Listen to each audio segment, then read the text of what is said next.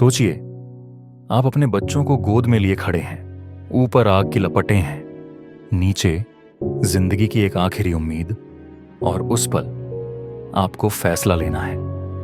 क्या आप अपने बच्चों को बचाने के लिए उन्हें ऊपर से नीचे फेंक सकते हैं? आज की कहानी कोई कल्पना नहीं है। ये उस पिता की कहानी है जिसने अपने 2 मासूम बच्चों को जलती हुई बिल्डिंग की बालकनी से नीचे फेंका, शायद उन्हें बचाने के लिए, शायद खुद को जलने से रोकने के लिए। और मैं सचिन मौर्य आपको ये पूरी सच्ची घटना कहानी की शक्ल में सुनाऊंगा ताकि आप जागें और दूसरों को भी जगा सकें। यह है स्टोरी वला एडा पर आज की सबसे भावनात्मक, सबसे दर्दनाक और सबसे जरूरी कहानी। आखिरी मंजिल से झांकती चीख, पूरी कहानी सुनिए, लेकिन दिल थाम कर। दिल्ली का द्वारका सेक्टर 13 गर्मियों की तपन से झुलस रहा था, लेकिन शहर के इस आधुनिक अपार्टमेंट शब्द रेजिडेंसी की ऊंचाई पर रहने वाले यश यादव के परिवार के लिए यह एक सामान्य सा दिन था। यश एक साधारण इंसान थे, मेहनती, परिवार के प्रति समर्पित और अपने बच्चों को लेकर बेहद भावुक। उनकी पत्नी सिया एक स्कूल में टीचर थीं और सुबह जल्दी घर से निकल जाती। अनया 8 वर्ष और आरव 6 वर्ष गर्मी की छुट्टियों का आनंद ले रहे थे। कभी वीडियो गेम, कभी ड्राइंग, तो कभी बालकनी में टेलीस्कोप से नीचे झांकते हुए लोगों को देखने का शौक। यश की नौकरी वर्क फ्रॉम होम की थी। अपने लैपटॉप के सामने बैठकर कॉफी की चुस्की लेते हुए वह दोनों बच्चों की किलकारियों में जीवन का संगीत महसूस करते। हर दिन उनके लिए एक नए सृजन जैसा होता।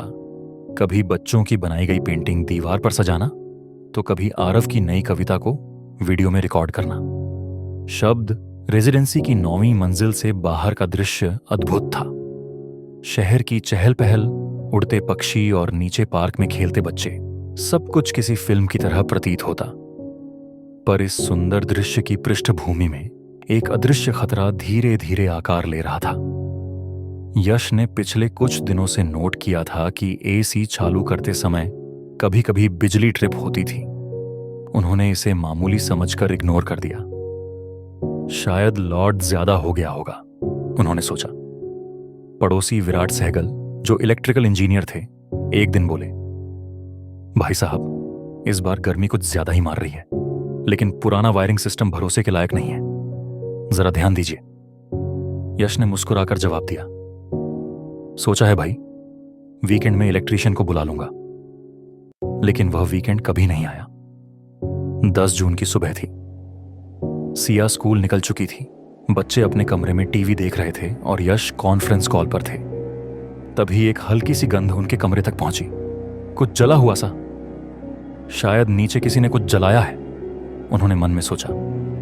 लेकिन अगले ही पल कमरे की लाइट झपकने लगी। अचानक एयर कंडीशनर से धुआं निकलने लगा। यश घबरा गए, बच्चों के कमरे की ओर भागे। अनया और आरव डर से रोने लगे थे। कुछ नहीं हुआ बेटा, बस नीचे कुछ खराबी हो गई है, यश ने उन्हें समझाया। उन्होंने दरवाजा खोला। बाहर गलियारा धुएं से भर चुका था। सीढ़ियों से नीचे जाना असंभव था। लिफ्ट बंद हो चुकी थी। नीचे से शोर सुनाई दे रहा था। लोग मदद के लिए चिल्ला रहे थे। फायर ब्रिगेड को फोन करो, ऊपर लोग फंसे हैं। यश ने बच्चों को बालकनी में लाकर खड़ा किया। मोबाइल नेटवर्क बंद था। वह आसपास के फ्लैट्स की घंटी बजाने भागे, लेकिन किसी ने दरवाजा नहीं खोला। शायद वे खुद भी घबराए हुए थे या कहीं और जा चुके थे। विराट सहगल, जो 8वीं मंजिल पर रहते थे, बालकनी से चिल्लाए, यश भाई, धुएं का रुख आपकी तरफ है, बच्चों को भीगा कर रखें, दरवाजा बंद कर लो और बालकनी में ही रुको। यश ने बच्चों को गीला तौलिया उड़ाया और खुद भी ऐसा ही किया। लेकिन अब सांस लेना मुश्किल होता जा रहा था। आरव की आंखें भारी हो रही। अनया घबराकर बोली, पापा, हमें बचा लो। नीचे से अग्निशमन दल की आवाज आ रही थी, हमें ऊपर पहुंचने में समय लगेगा। लेकिन आग चारों तरफ से फैल चुकी थी। धुआं अब बालकनी तक पहुंच चुका था और बच्चों की सांसें फूलने लगी थीं। गर्मी इतनी थी कि दरवाजे के हैंडल तक पिघलने लगे थे। चारों ओर आग की लपटें थीं। छत से गर्म हवा की तेज लहरें बालकनी को झुलसा रही थीं।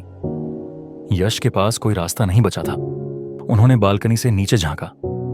नीचे लोगों की भीड़ थी, लेकिन कोई उपाय नहीं।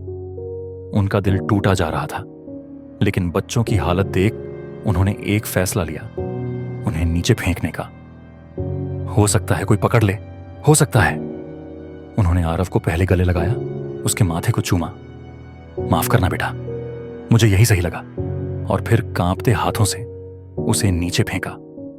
भीड़ में एक स्तब्धता छा गई। कुछ लोग भागे, किसी ने चादर फैलाई, कोई चिल्लाया, और मत फेंको। लेकिन अब यश के पास वक्त नहीं था। अनया को भी उन्होंने गले लगाया, उसकी सिसकियां उनकी आत्मा को चीर रही। पापा, मम्मी को कहना मैं बहुत प्यार करती हूं। और फिर वो भी, हवा में तैरती एक छोटी जान। यश वहीं बालकनी की रेलिंग पर बैठ गए, रोते रहे, और अंत में खुद भी।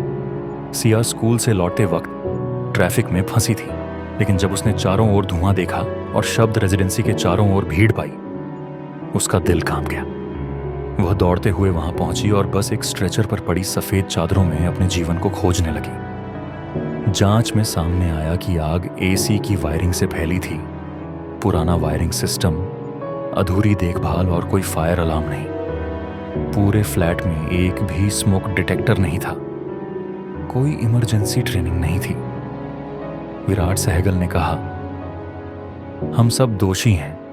हर कोई सोचता है कि ये हमारे साथ नहीं होगा जब तक हो न जाए।